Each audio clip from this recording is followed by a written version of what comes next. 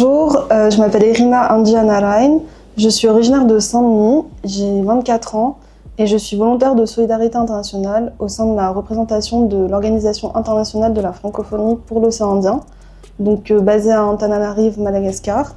Et ma mission s'inscrit dans le cadre du partenariat entre l'antenne de France Volontaire à La Réunion et la région Réunion. J'ai fait un master en études européennes et internationales.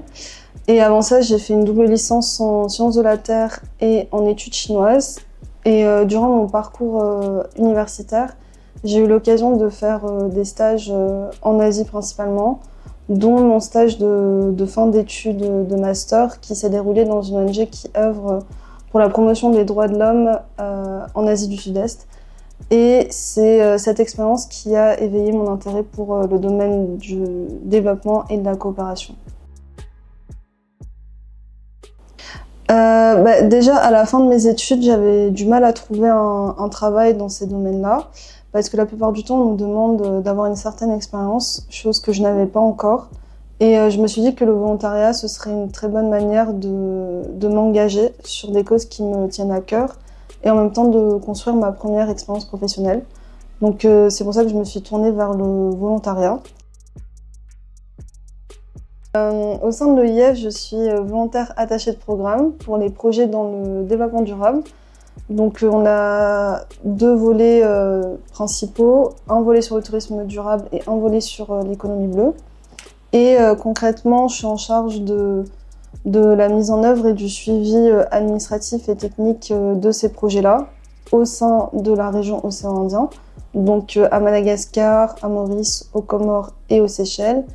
Et ma mission s'est un petit peu élargie parce que je touche aussi à d'autres projets, notamment le projet qu'on a dans le numérique via le projet Déclic, les projets dans l'économie, notamment les missions économiques, et puis le fonds La Francophonie avec elle. L'équipe dans laquelle j'évolue, parce qu'on est une petite équipe très dynamique et très bienveillante surtout.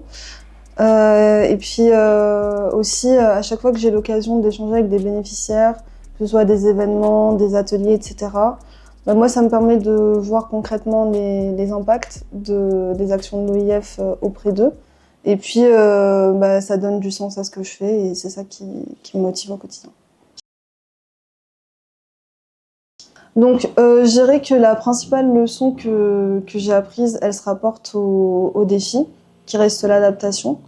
Donc, déjà au niveau professionnel, parce qu'il faut savoir anticiper, il faut savoir bien s'organiser pour gérer tous les projets qu'on met en place.